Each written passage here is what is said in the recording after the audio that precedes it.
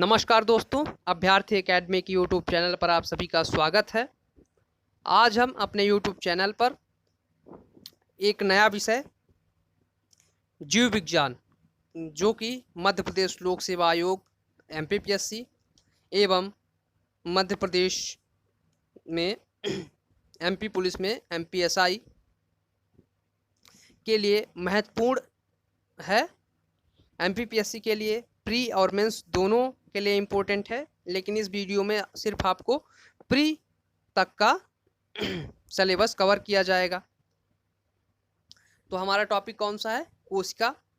आइए video start करते हैं। वीडियो स्टार्ट करने से पूर्व आप सभी से मेरा अनुरोध है कि मेरे यूट्यूब चैनल को सब्सक्राइब करें एवं बेल आइकन को क्लिक करें, जिससे हमारा वीडियो आप तक पहुंचे और आप लोग वीडियो को आसानी से देख पाएँ। आइए सबसे पहले हम कोशिका के बारे में कुछ महत्वपूर्ण पॉइंट को जानते हैं। तो सबसे पहला पॉइंट है हमारा, सबसे पहला पॉइंट कौन सा है? कोशिका जीवन की संरचनात्मक एवं कार्यात्मक इकाई है। क्या है? कोशिका जीवन की संरचनात्मक एवं कार्यात्मक इकाई है। तो आइए देखते हैं कैसे कोशिका जीवन की संरचनात्मक एवं कार्यात्मक इकाई है। जब क्या होता है कि समान प्रकार की कोशिकाएं, ये एक कोशिका, ये दो कोशिका, ये तीन कोशिका, ये चार कोशिका, ये कैसी कोशिकाएं हैं? समान प्रकार की। ये समान प्रकार की कोशिकाएं हैं।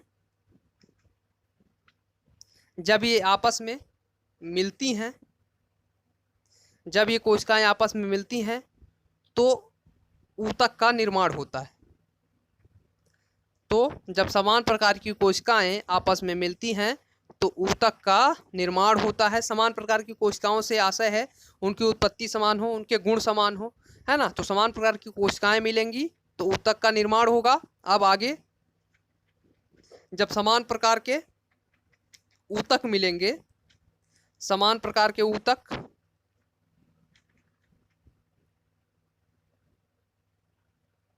समान प्रकार के ऊतक मिलेंगे तो क्या होगा?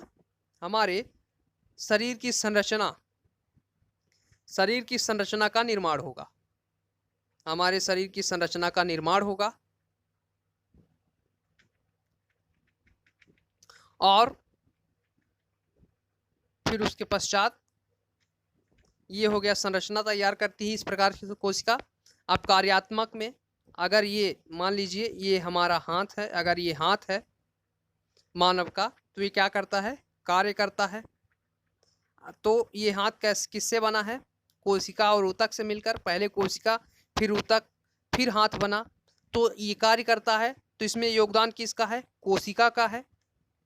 फिर इसके पश्चात हमारा मस्तिष्क है, मस्तिष्क कार्य करता है, वो भी कोशिकाओं से मिलकर बना है। तो इस प्रकार से जो कोशिका है वो हमारे शरीर की संरचनात्मक एवं कार्यात्मक इकाई है, कार्यात्मक इकाई है। अर्थात हमारे शरीर की संरचना को भी तैयार करती है और हमारे शरीर के कार्य को भी संचालित करने में सहायक होती है। इस प्रकार से कोशिका जीवन की संरचनात्मक एवं कार्यात्मक इकाई है। फिर उसके बाद दूसरा पॉइंट है, पहली बार पेड़ की छाल से रॉबर्ट हुक ने, पहली बार पेड़ की छाल से रॉबर्ट हुक ने कोशिका की खोज की थी। उनके द्वारा खोजी गई कोशिका मृत कोशिका थी। अब कोई व्यक्ति अगर ये मान लीजिए ये पेड़ का तना है, यहाँ पे ये बगल में छाल है, अगर इसको हम निकाल लें बाहर, मान लीजिए ये छाल हमने निकाला, तो जब ये पेड़ से अलग हो गई तो ये क्या हो गई? मृत हो गई। अब इन्होंने इसको माइक्रोस्कोप से देखा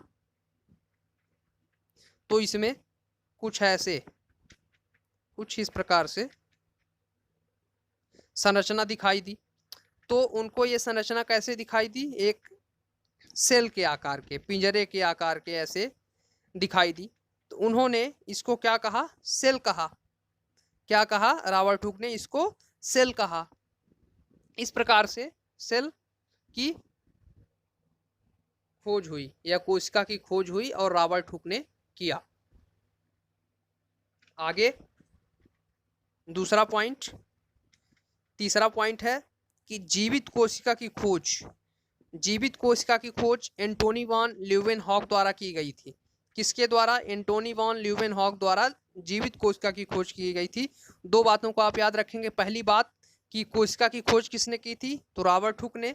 लेकिन प्रश्न आए मृत कोशिका की खोज किसने की थी, तो भी रॉबर्ट हुक ने। लेकिन अगर कभी प्रश्न आ जाए कि जीवित कोशिका की खोज किसने की थी, तो एंटोनी वान ल्यूवेनहॉक ने की थी। इसके बाद कोशिका विज्ञान के अध्ययन को साइटोलॉजी कहा जाता है। ये इंपॉर्टेंट प्रश्न है, एमपीपीएससी हो चाहे एमपीएसआई हो या अन्य परीक्षाएं हो। कोशिका विज्ञान के अध्ययन को क्या कहा जाता है, कोशिका विज्ञान के अध्ययन को साइटोलॉजी कहा जाता है। आइए आगे।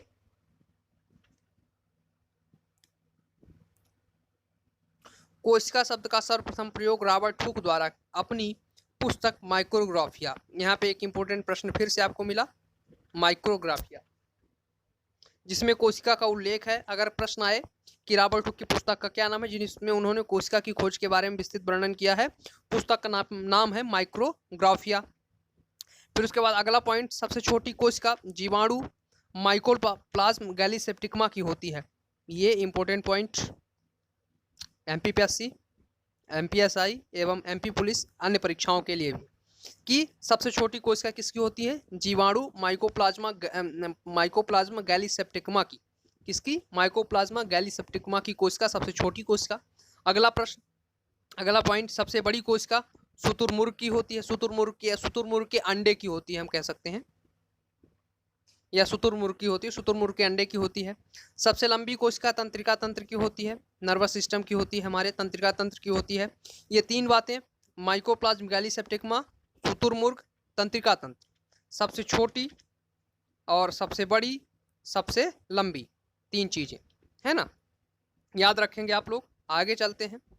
आगे है कोशिका सिद्धांत का प्रतिपादन स्लाइडेन, किसने, स्लाइडेन और स्वान ने किया था। स्लाइडेन ने पादप कोशिका और स्वान ने जंतु कोशिका पर अध्ययन किया। स्वान ने बताया कि पादप कोशिका में कोशिका भित्ति पाई जाती है, अर्थात जब स्वान ने जंतु कोशिका पर अध्ययन किया था तो उन्होंने पादप कोशिका पर भी ध्यान दिया और उनको एक बात समझ में आई कि जंतु कोशिका में एक ऊपरी झिल्ली का अतिरिक्त ऊपरी कोई परत नहीं है, लेकिन पादप कोशिका पे एक और ऊपरी परत है और उन्होंने कहा कि उस पर कोशिका भित्ति पाई जाती है, सेल वॉल पाई जाती है। ये किसने कहा, स्वान ने कहा। इसके बाद एक और सिद्धांत और महत्वपूर्ण सिद्धांत है रुडोल्फ विर्चॉ का सिद्धांत। इनका सिद्धांत ओमनीज सेलुला ई सेलुली, ये उन्होंने अपनी भाषा में लिखा ओमनीज सेलुला ई सेलुली।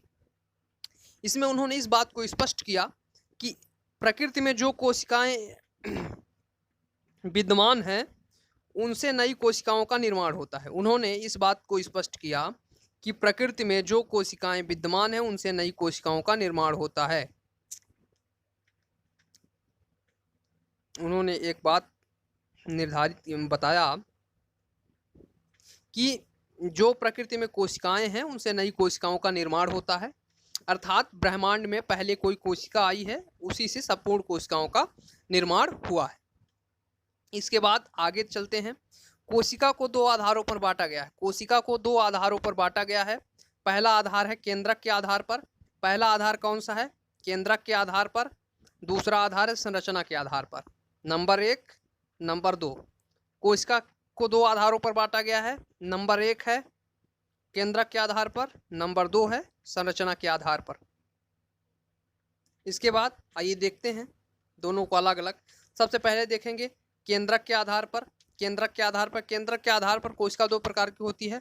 पहली है प्रोकैरियोटिक, दूसरी है यूकैरियोटिक। कौन सी है, प्रोकैरियोटिक है और यूकैरियोटिक। ये किसके आधार पर इसका विभाजन किया गया है, बांटा गया है, केंद्रक के आधार पर। आइए देखते हैं दोनों की क्या विशेषताएं हैं। प्रोकैरियोटिक, यहाँ पे विशेषताओं के साथ साथ इसको अंतर में भी आप बदल सकते हैं और हमने यहाँ अंतर में स्पष्ट किया है। आप लोग इसको इसी प्रकार से लिख सकते हैं या इसी प्रकार से याद कर सकते हैं। प्रोकैरियोटिक, इसमें केंद्रक अनुपस्थित होता है। यूकैरियोटिक, इसमें केंद्रक उपस्थित होता है। पहला पॉइंट, इसमें केंद्रक अनुपस्थित, जो ध्यान देने वाली पॉइंट है, केंद्रक अनुपस्थित, केंद्रक उपस्थित। तो केंद्रक अनुपस्थित होता है, केंद्रक उपस्थित होता है। इन कोशिकाओं में हिस्टोन प्रोटीन नहीं होता। प्रोकैरियोटिक कोशिकाओं में हिस्टोन प्रोटीन नहीं होता है, इन कोशिकाओं में हिस्टोन प्रोटीन पाया जाता है। तीसरा अंतर, इसमें क्या होता है, गोलाकार डीएनए पाया जाता है। कैसा डीएनए पाया जाता है इसमें, गोलाकार, इस प्रकार का डीएनए पाया जाता है, गोलाकार डीएनए पाया जाता है। इसमें रेखीय डीएनए से तात्पर्य है कुछ इस प्रकार से डीएनए, कुछ ऐसे डीएनए पाया जाता है इसमें। फिर अगला पॉइंट है, इसमें अलैंगिक प्रकार का प्रजनन होता है, अर्थात नर और मादा ना होकर इसमें केवल एक होता है ना, जिससे अलैंगिक प्रजनन होता है। इसमें लैंगिक एवं अलैंगिक दोनों प्रकार का प्रजनन होता है। उदाहरण स्वरूप अगर मानव को ले लें तो लैंगिक और अमीबा को लें तो अलैंगिक प्रजनन होता है। इस प्रकार से जीवाणु एवं नीलहरित शैवाल में इस प्रकार की कोशिका पाई जाती है। अगर उदाहरण में कभी आ जाए प्रश्न तो आप ऐसे जैसे मान लीजिए आ जाए कि नीलहरित शैवाल कौन सी कोशिका पाई जाती है, प्रोकैरियोटिक या यूकैरियोटिक, तो आप लिखेंगे प्रोकैरियोटिक, है ना। नीलहरित शैवाल में इस प्रकार की कोशिका पाई जाती है, जीवाणु एवं, है ना। यह कोशिका स्तनधारी जीव एवं पादपों में पाई जाती है। स्तनधारी जीव में मानव हो गया और पौधे में मानव उदाहरण है, इसके अतिरिक्त और बहुत सारे हैं, और पादप हो गए। इस प्रकार से प्रोकैरियोटिक और यूकैरियोटिक हुआ। अब आगे चलते हैं, ये देखिए प्रोकैरियोटिक यूकैरियोटिक का फोटो, प्रोकैरियोटिक का फोटो। ये यूकैरियोटिक किस प्रकार की संरचना, प्रोकैरियोटिक इस प्रकार की संरचना, बाकी हमने पढ़ ही लिया है क्या क्या होती हैं। एक बार और देख लेते हैं इसमें थोड़ा सा जूम करके कि ये रहा यूकैरियोटिक। यूकैरियोटिक में कौन कौन सी चीजें हैं, सेल वॉल है, क्या है सेल वॉल, फिर मेसोसोम, राइबोसोम, साइटोप्लाज्म, है ना, और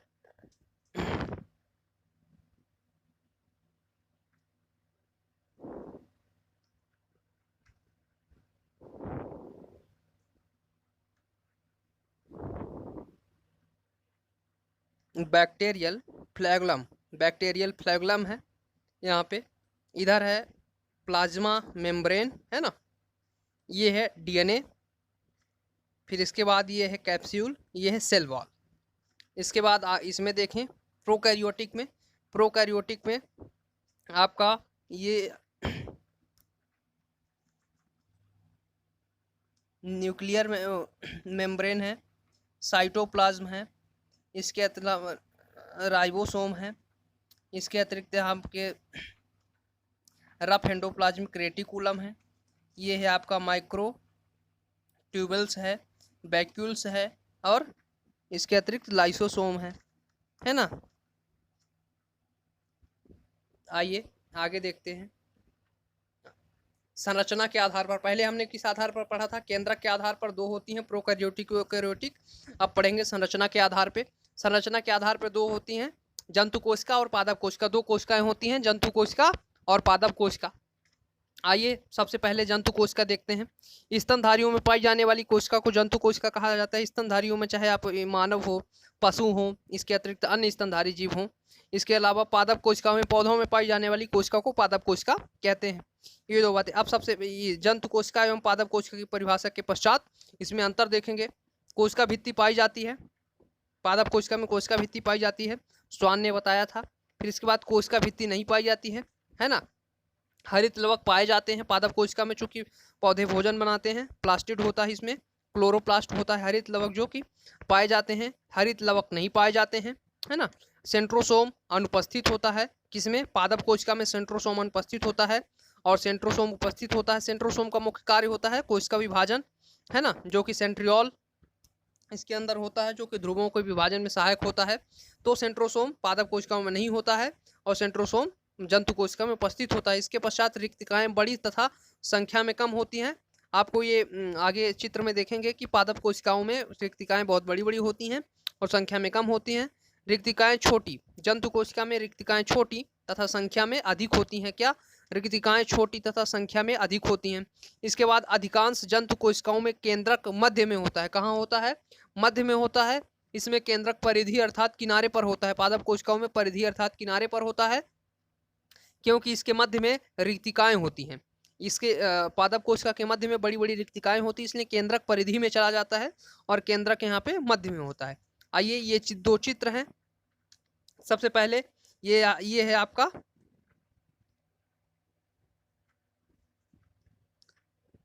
जंतु कोशिका और ये है आपका पादप कोशिका।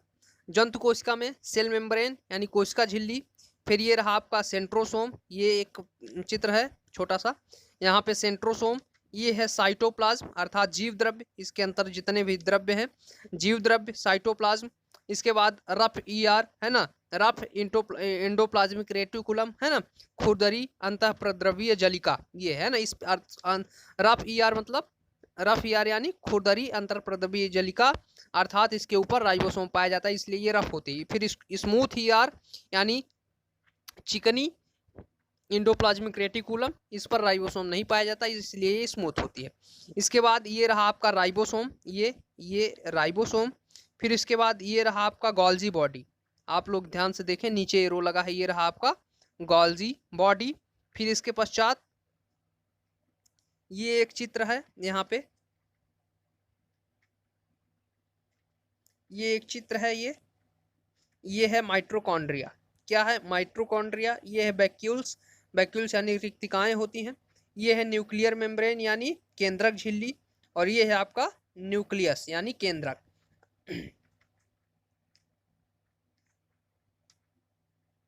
सॉरी, ये है आपका केंद्रिका न्यूक्लियस, और ये न्यूक्लियस यानी केंद्रिका है, और ये है आपका न्यूक्लियस पूरा केंद्रक। इसके बाद ये है लाइसोसोम, और ये है सेल मेम्ब्रेन पहले से ही, ये है सेंट्रोसोम, ये है साइटोप्लाज्म, ये है रफ एंडोप्लाज्मिक रेटिकुलम, ये स्मूथ एंडोप्लाज्मिक रेटिकुलम, ये है राइबोसोम, ये है गोल्जी बॉडी। इसके पश्चात हम आगे देखते हैं पादप कोशिका में, ये है सेल वॉल कोशिका भित्ति, ये सेल मेम्ब्रेन अर्थात की कोशिका झिल्ली, ये है वैक्यूल, ये इतनी बड़ी वैक्यूल है इसमें यानी रिक्तिका, इतनी बड़ी रिक्तिका है यहाँ पे।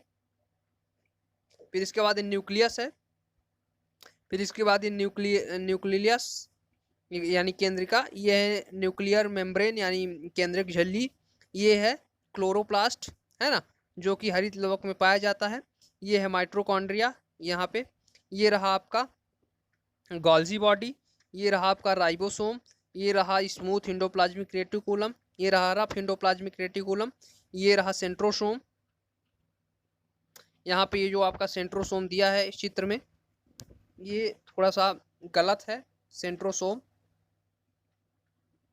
पादप कोशिका में नहीं पाया जाता है। हमने पिछले अंतर में पढ़ा था कि सेंट्रोसोम पादप कोशिका में नहीं पाया जाता क्योंकि कोशिका विभाजन इसमें नहीं होता, यह सामान्य तरीके से हो जाता है ना। एमाइलोप्लास्ट, ये एमाइलोप्लास्ट आपका हरित लवक का इसका लवक का भाग है, और ये है साइटोप्लाज्म यानी जीव द्रव्य। इस प्रकार से इन दोनों कोशिकाओं में इतनी बातें हैं। फिर आगे चलते हैं, आगे कोशिका के मुख्य भाग या कोशिकांग। हम सब कोशिका के जो मुख्य भाग हैं जैसे कि सेंट्रोसोम हो गया, माइटोकॉन्ड्रिया हो गई, गोल्जी बॉडी हो गया, एंडोप्लाज्मिक रेटिकुलम हो गया, इसके अतिरिक्त आप लाइसोसोम हो गया, राइबोसोम हो गया, रिक्तिकाएं हो गई, केंद्रक हो गया, इन सब के बारे में एक एक करके देखेंगे जिनको हम कोशिकांग कहते हैं। मतलब कोशिका के जो अंदर भाग हैं अंग हैं उनको हम सम्मिलित रूप से कोशिकांग कहते हैं। तो सबसे पहले हम पढ़ेंगे सबसे इम्पोर्टेंट और सबसे महत्वपूर्ण जो कोशिका का सबसे महत्वपूर्ण अंग है ये माइटोकॉन्ड्रिया। सबसे पहले कौन सा है माइटोकॉन्ड्रिया, खोज इसकी स्कीम कॉलिकर ने किया था। किसने किया था? कॉलिकर ने किया था। माइटोकॉन्ड्रिया शब्द किसने दिया? बेंडा ने दिया था। खोज कॉलिकर ने किया था। शब्द माइटोकॉन्ड्रिया शब्द बेंडा द्वारा दिया गया था। माइटोकॉन्ड्रिया को कोशिका का पावर हाउस ऊर्जागृह कहा जाता है। क्या कहा जाता है? पावर हाउस या ऊर्जागृह कहा जाता है, क्योंकि माइटोकॉन्ड्रिया द्वारा कोशिका को ऊर्जा की प्राप्ति होती है और माइटोकॉन्ड्रिया ऊर्जा उत्पन्न करता है। इससे लगभग 38 एटीपी ऊर्जा का निर्माण होता है। कितने? लगभग 38 एटीपी ऊर्जा का निर्माण होता है। आगे देखते हैं एटीपी जो हमने वहां पे पढ़ा था 38 एटीपी। तो एटीपी का फुल फॉर्म एडिनोसिन ट्राइफॉस्फेट क्या होता है?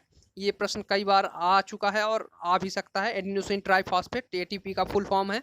ये कोशिका को ऊर्जा करेंसी, कोशिका का ऊर्जा करेंसी कहा जाता है। ये इंपॉर्टेंट प्रश्न है, इसको आप लोग याद रखेंगे। एमपीपीएससी हो चाहे एमपीएसआई, किसी प्रश्न में पूछा जा सकता है। कोशिका का ऊर्जा करेंसी किसको कहा जाता है? तो एटीपी अर्थात एडिनोसिन ट्राइफॉस्फेट को कहा जाता है। माइटोकॉन्ड्रिया में एमडीएनए, कौन सा डीएनए पाया जाता है? एमडीएनए। माइटोकॉन्ड्रिया में एमडीएनए पाया जाता है। ये रहा आपके माइटोकॉन्ड्रिया का चित्र। ये डीएनए है ना, M for mitochondria, D for DNA, है ना। तो माइटोकॉन्ड्रिया एमडीएनए पाया जाता है। बाहरी झिल्ली और आंतरिक झिल्ली, ये एक आंतरिक झिल्ली है, ये बाहरी झिल्ली है इसकी, ये डीएनए है आपका, ये यहाँ पे डीएनए है। इसके अलावा अवकाश यानी मैट्रिक्स, ये मैट्रिक्स है। फिर इसके बाद पैरी माइटोकॉन्ड्रिया है, ये क्रिस्टी है, ये है राइबोसोम, और ये कण है यानी, है ना। इसके बाद आगे चलते हैं। दूसरा कोशिकांग कोशिका भित्ति क्या है? कोशिका भित्ति। कोशिका भित्ति की खोज रॉबर्ट हुक ने किया था। किसने किया था? रॉबर्ट हुक ने इसकी खोज की थी। किसने? रॉबर्ट हुक ने इसकी खोज की थी। यह केवल पादप कोशिका में पाई जाती है। यह सेलुलोज की बनी होती है। किसकी बनी होती है? सेलुलोज की बनी होती है। कोशिका भित्ति अगर यहाँ पे बात आती है तो कोशिका भित्ति पादप कोशिका किसकी? पादप कोशिका की कोशिका भित्ति सेलुलोज की बनी होती है। और कवक में भी कोशिका भित्ति पाई जाती है। इसकी काइटिन, आप लोग नोट कर लेंगे, काइटिन की बनी होती है। कवक की कोशिका भित्ति काइटिन की। जीवाणु की कोशिका, जीवाणुओं की जो है कोशिका भित्ति, हम कह सकते हैं कि जीवाणुओं की कोशिका भित्ति किसकी बनी हुई होती है?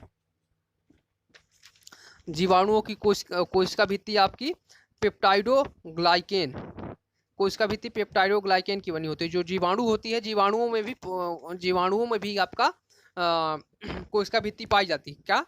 जीवाणुओं में भी कोशिका भित्ति पाई जाती है। जीवाणु peptidoglycan, peptidoglycan,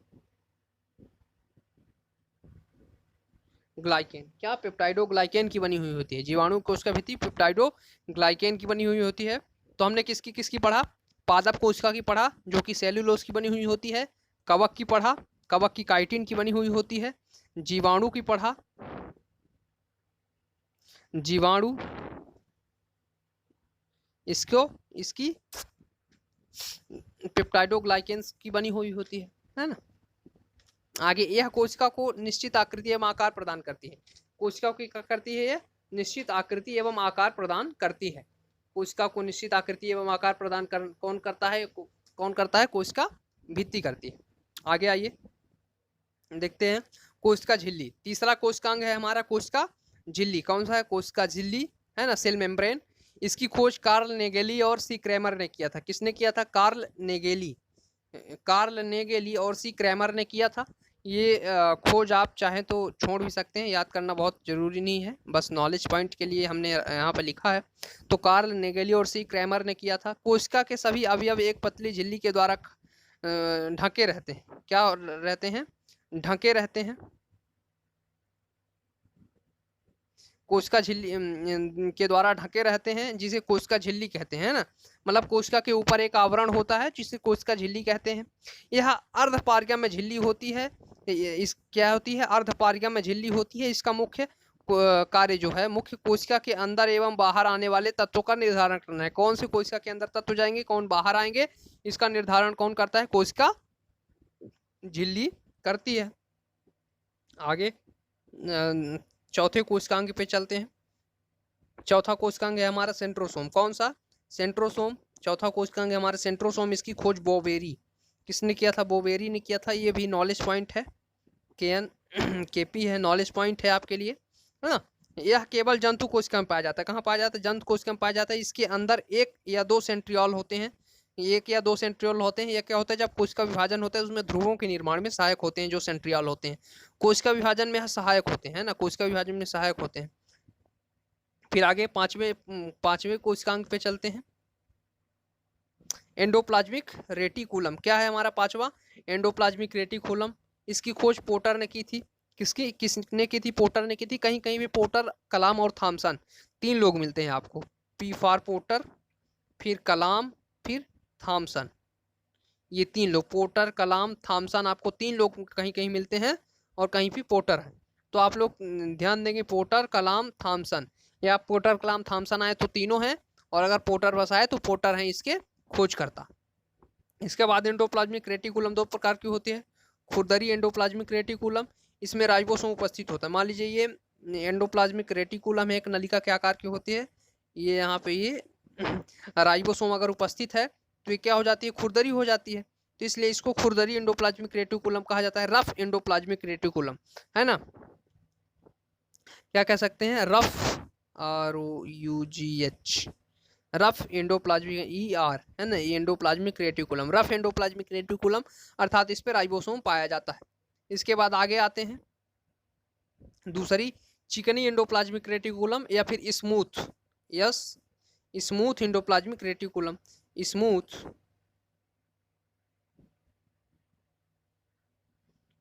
endoplasmic, yes, smooth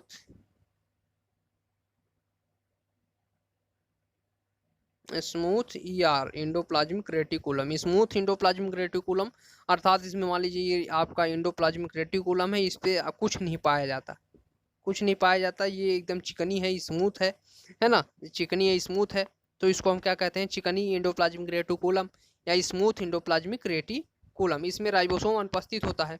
endoplasmic reticulum का मुख्य कार्य उन सभी वसा और प्रोटीन का संचरण करना जो विभिन्न झिल्लियों जैसे कोशिका झिल्ली, केंद्रक झिल्ली आदि का निर्माण करते हैं, है ना।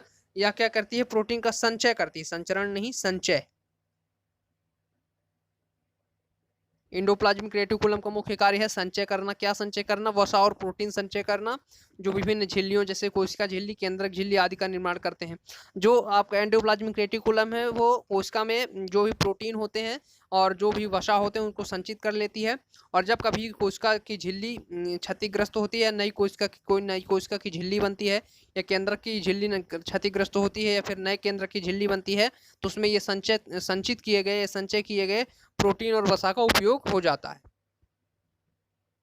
आगे छठे नंबर का हमारा जो कोशिकांग है जिसका नाम है राइबोसोम। क्या है, राइबोसोम।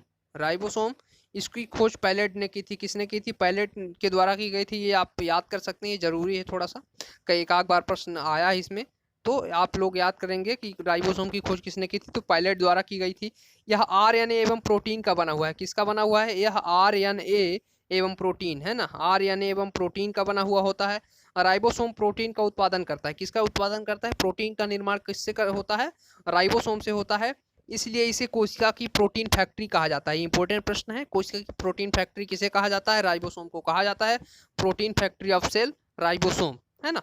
राइबोसोम कोशिका द्रव्य के साथ हरित लवक कहाँ कहाँ पाया जाता है, पहले तो कोशिका द्रव्य में पाया जाता है, फिर दूसरा हरित लवक में, तीसरा माइटोकॉन्ड्रिया एवं चौथा अंतःप्रद्रव्य जलिका में पाया जाता है। यानी कोशिका द्रव्य में, हरित लवक में, माइटोकॉन्ड्रिया में, खुरदरी अंतःप्रद्रव्य जलिका अर्थात रफ एंडोप्लाज्मिक रेटिकुलम में पाया जाता है।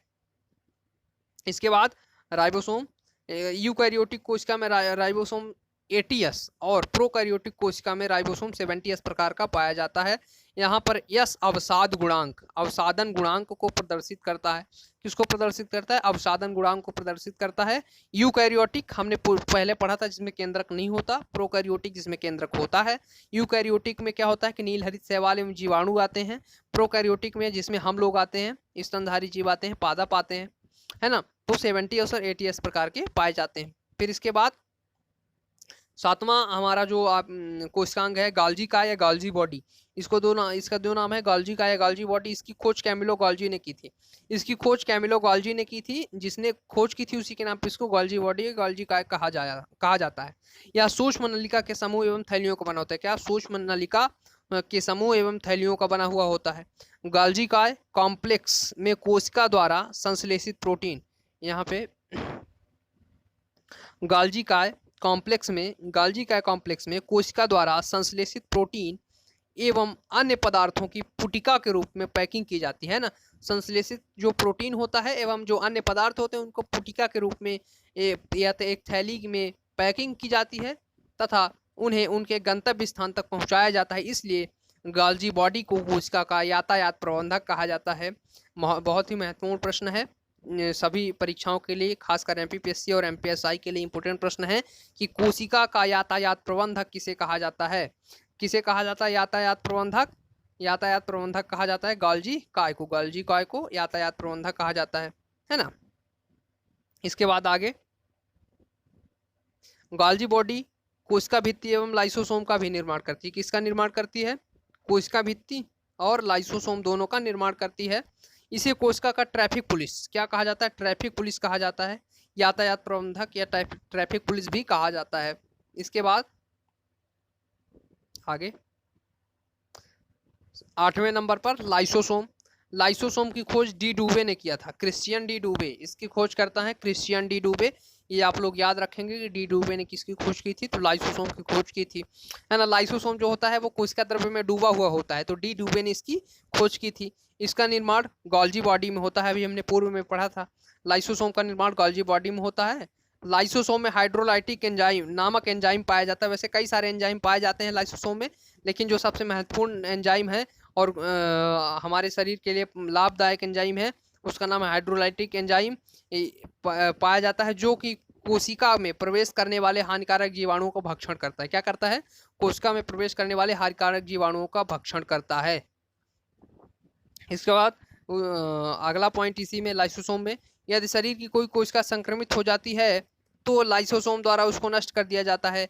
इसलिए लाइसोसोम को कोशिका की आत्मघाती सुसाइड, है ना, आत्मघाती थैली कहा जाता है। क्या कहा जाता है? आत्मघाती थैली कहा जाता है। सुसाइड वेसिकल, क्या? सुसाइड वेसिकल आत्मघाती थैली कहा जाता है। स्तनधारियों में लाल रक्त कणिकाओं में लाइसोसोम नहीं पाया जाता। स्तनधारी के लाल रक्त कणिकाओं यानी आरबीसी, रेड ब्लड कार्पुस्कल, आरबीसी में आपका लाइसोसोम नहीं पाया जाता है, इसलिए कई बार आरबीसी हमारा अधिकतर संक्रमित होती है ना। फिर इसके बाद आगे 9वें नंबर पे लवक यानी प्लास्टिड, है ना। लवक इसकी खोज स्कीम्फर ने की थी। इसकी खोज किसने की थी? इसकी खोज स्कीम्फर द्वारा की गई थी। यह केवल पादप कोशिकाओं में पाया जाता है। किसमें पाया जाता है? पादप कोशिकाओं में पाया जाता है। यह 3 प्रकार का होता है। पहला है क्लोरोप्लास्ट, दूसरा है ल्यूकोप्लास्ट, तीसरा है क्रोमोप्लास्ट। पहला कौन सा है? क्लोरोप्लास्ट, दूसरा ल्यूकोप्लास्ट, तीसरा है क्रोमोप्लास्ट। अगर हम इसको हिंदी में कहें तो क्लोरोप्लास्ट को हरित लवक कहेंगे। इसको हम क्या कहेंगे? इसको कहेंगे हरित लवक। फिर उसके बाद ल्यूकोप्लास्ट को कहेंगे अवर्णी लवक और क्रोमोप्लास्ट को हिंदी में कहेंगे वर्णी लवक। 3 चीजें, हरित लवक, फिर उसके बाद अवर्णी लवक और फिर वर्णी लवक। अवर्णी, वर्णी और हरित लवक, ये 3 भाग हैं इसके, है ना। लवक को अगर अंग्रेजी में हम कहें तो इसको कहेंगे आप प्लास्टिड, है ना। आगे एक एक को देखते हैं। सबसे पहले हम देखेंगे क्लोरोप्लास्ट। सबसे पहले किसको देखेंगे? क्लोरोप्लास्ट। यह हरे रंग का होता है। कैसा होता है? हरा रंग का होता है, ग्रीन रंग कलर का होता है, क्योंकि इसके अंदर क्लोरोफिल पाया जाता है। इसके हरे होने का मुख्य कारण क्या है? क्लोरोफिल का पाया जाना, है ना। तो क्लोरोफिल पाया जाता है। क्लोरोप्लास्ट की सहायता से पौधे प्रकाश संश्लेषण कर भोजन का निर्माण करते हैं। यहाँ पे एक पॉइंट है कि क्लोरोप्लास्ट की सहायता से पौधे प्रकाश संश्लेषण कर भोजन का निर्माण करते हैं, इसलिए इसे कोशिका का रसोई घर कहा जाता है। प्रश्न आएगा कि कोशिका का रसोई घर, किचन ऑफ कोशिका किसे कहा जाता है? तो आप लोग आंसर लगाएंगे क्लोरोप्लास्टिक लगाएंगे। क्लोरोप्लास्ट को कोशिका का रसोई घर यानी किचन ऑफ सेल कहा जाता है। इसके अंदर राइबोसोम पाया जाता है। इसके अंदर राइबोसोम पाया जाता है। किसके अंदर? क्लोरोप्लास्ट के अंदर राइबोसोम पाया जाता है। इसके बाद क्लोरोप्लास्ट के बाद आगे देखें, आगे होगा ल्यूकोप्लास्ट। दूसरा नंबर का ल्यूकोप्लास्ट। यह रंगहीन होता है। कैसा होता है? रंगहीन। अगर कभी पूछा जाए कि लवक का वह कौन सा भाग है जो कि रंगहीन होता है, तो आप लोग टिक आंसर देंगे ल्यूकोप्लास्ट। ल्यूकोप्लास्ट रंगहीन होता है। यह पौधे के जड़ों में, भूमिगत तनों में पाया जाता है। कहाँ? पौधे के जड़ों में एवं भूमिगत तनों में पाया जाता है। यह भोज्य पदार्थों का संग्रहण करता है। क्या करता है? भोज्य पदार्थों का संग्रहण करता है ना।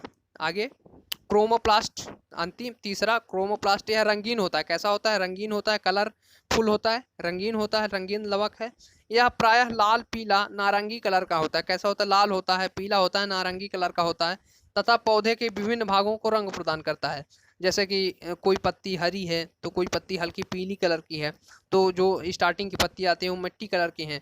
तो इस प्रकार से ये पत्तियों को, पत्ती हो या डाल हो, सभी को कलर प्रदान करता है, रंग प्रदान करता है।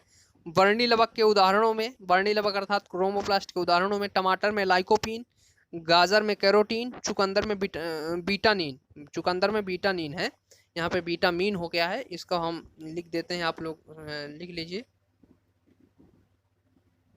बीटा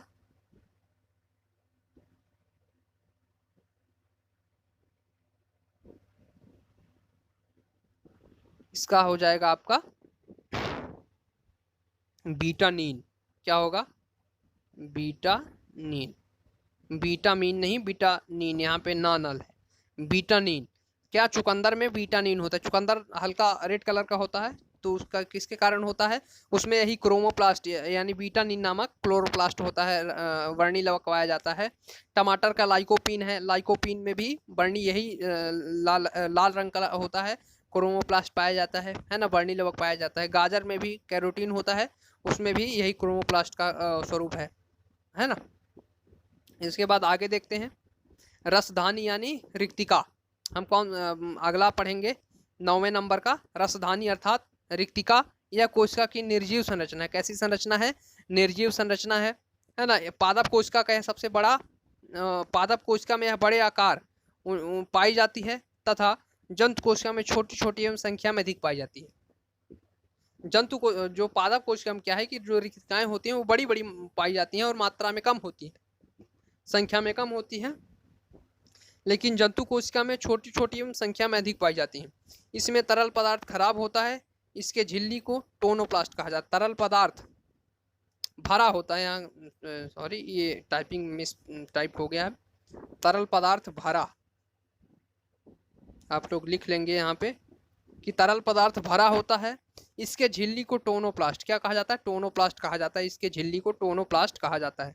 आगे केंद्रक, अंतिम 11वां और सबसे महत्वपूर्ण, ये भी इम्पोर्टेंट कोशिकांग है कोशिका का। इसकी खोज रॉबर्ट ब्राउन ने की थी। किसने की थी? रॉबर्ट ब्राउन ने इसकी खोज की थी। इसे कोशिका का मस्तिष्क या प्रबंधक कहा जाता है। इसके कोशिका का मस्तिष्क या प्रबंधक कहा जाता है। केंद्रक के अंदर एक धागेनुमा संरचना होती है जिसे क्रोमेटिन कहा जाता है। क्या कहा जाता है? क्रोमेटिन कहा जाता है, जिससे गुणसूत्र का निर्माण होता है ना। और गुणसूत्र ही क्या होते हैं? गुणसूत्र में जीन पाए जाते हैं जो कि हमारे पीढ़ी दर पीढ़ी यानी आनुवंशिकी के वाहक होते हैं। आगे कोशिका विभाजन, हमारा प्री के दृष्टि से वैसे कोशिका विभाजन बहुत बड़ा टॉपिक है। हम अगर मेंस में पढ़ते हैं एमपीपीएससी मेंस में तो बहुत लंबा होता है, तो लेकिन हमको यहाँ पर प्री के हिसाब से पढ़ना है तो सामान्य बातें पढ़नी है बस, ज़्यादा नहीं। कोशिका विभाजन, कोशिका विभाजन की जानकारी सर्वप्रथम बिरचाऊ द्वारा दी गई। किसके द्वारा? बिरचाऊ एक वैज्ञानिक थे, उन्होंने कोशिका विभाजन की जानकारी दी। कोशिका का विभाजन मुख्यतः 3 प्रकार से होता है। कितने? 3 प्रकार से होता है। पहला है सूत्री विभाजन, असूत्री विभाजन, सॉरी यहाँ पे असूत्री विभाजन, फिर उसके बाद समसूत्री विभाजन। क्या है? समसूत्री विभाजन, फिर उसके बाद अर्धसूत्री विभाजन। ये जो सबसे ऊपर जो सूत्री लिखा है, सबसे ऊपर ये सूत्री नहीं, ये असूत्री विभाजन है, फिर समसूत्री विभाजन है, फिर अर्धसूत्री विभाजन। इसके बाद आगे सबसे पहला असूत्री विभाजन। असूत्री विभाजन, यह विभाजन अविकसित कोशिकाओं जैसे जीवाणु, नीलहरित शैवाल, ईस्ट, अमीबा तथा प्रोटोजोआ में होता है ना। यह प्रकार किस प्रकार का विभाजन है? ये किन कोशिकाओं में होता है? जीवाणु में होता है, नीलहरित शैवाल में होता है, ईस्ट में होता है, अमीबा में होता है, प्रोटोजोआ में होता है। फिर उसके बाद दूसरा समसूत्री विभाजन। समसूत्री विभाजन, यह विभाजन कायिक कोशिकाओं में होता है। कैसी कोशिकाओं में होता है? कायिक कोशिकाओं में। जनन कोशिकाओं को छोड़कर जो कोशिकाएं होती हैं उनको कायिक कोशिका कहा जाता है। तो यह विभाजन कायिक कोशिकाओं में होता है। अध्ययन की दृष्टि से समसूत्री कोशिका विभाजन को 5 भागों में बांटा गया। कितने? अध्ययन की दृष्टि से जो समसूत्री कोशिका विभाजन है उसको अलग अलग स्टेप को अलग अलग निर्धारित किया गया है और 5 भागों में विभाजित कर दिया गया है। सबसे पहला है इंटरफेज है, फिर प्रोफेज है, फिर मेटाफेज है, फिर एनाफेज है, फिर टेलोफेज है। यहाँ पे इसको हम डिफाइन भी कर सकते थे, लेकिन परीक्षा की दृष्टि से अति महत्वपूर्ण न होने के कारण इसको यहाँ पे डिफाइन नहीं किया गया है और प्री के लिए इम्पोर्टेंट भी नहीं है, और अगर ये ज़्यादा हो जाएगा तो याद करने में भी समस्या आती है, इसलिए इसको यहाँ पे बहुत बताया नहीं गया है। आप लोग सिर्फ यही याद रखेंगे कि समसूत्री कोशिका विभाजन को अध्ययन की दृष्टि से 5 भागों में बांटा गया है, जिसको पहला नाम है इंटरफेस है, फिर प्रोफेस है, फिर मेटाफेस है, एनाफेस है और टेलोफेस है। 5 भागों में बांटा गया है ना। फिर उसके बाद आगे देखें तो आगे वाली स्लाइड पे चलते हैं।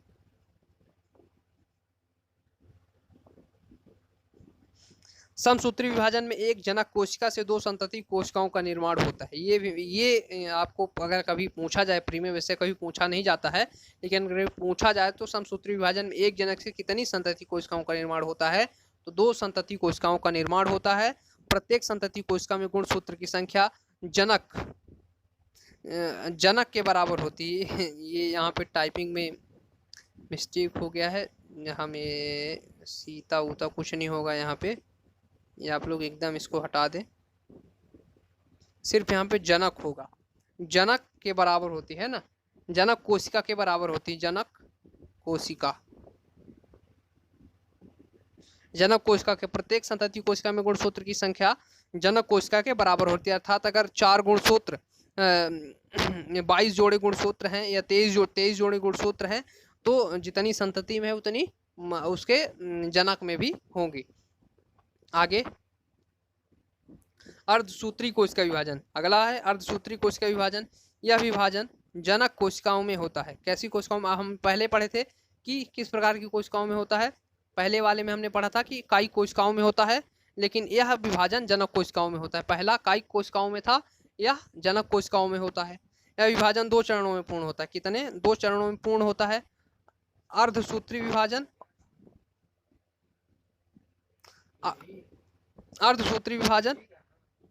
अर्धसूत्री विभाजन और अर्धसूत्री फर्स्ट या प्रथम, अर्धसूत्री विभाजन सेकंड, 2 चरणों में होता है, प्रथम और द्वितीय।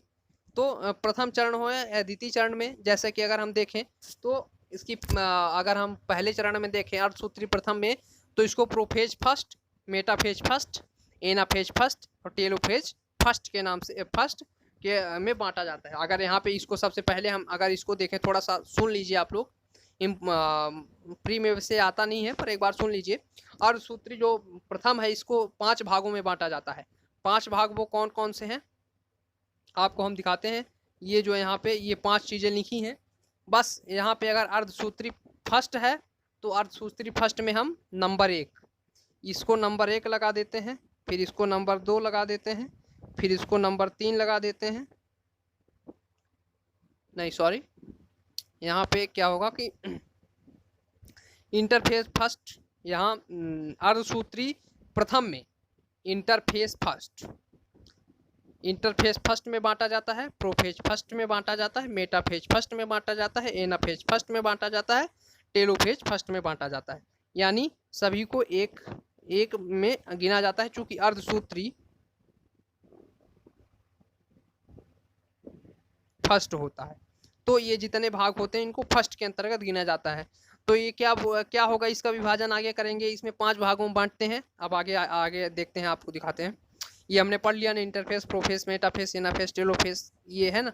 ये यहाँ पे ये जो लिखा था आपका अर्धसूत्री विभाजन, इसको 5 भागों में बांटते हैं। वही जो हमने पढ़ा, इंटरफेस, प्रोफेस, मेटाफेस, एनाफेस, टेलोफेस, 5 हमने पढ़ा था। ये इसको उन 5 भागों में बांटा जाता है। बस यहाँ पे फर्स्ट लगा दिया जाता है, 1 लगा दिया जाता है और 5 भागों में अर्धसूत्री विभाजन को 5 भागों में बांटते हैं। फिर उसके बाद अलग अलग भागों का अध्ययन करते हैं। इसी प्रकार से अर्धसूत्री विभाजन सेकंड है, अर्धसूत्री विभाजन सेकंड को भी इसी प्रकार से देखते हैं और आगे पढ़ते हैं। जैसे कि अगर हम अर्धसूत्री सेकंड में बात करें तो अर्धसूत्री सेकंड में क्या हो जाता है कि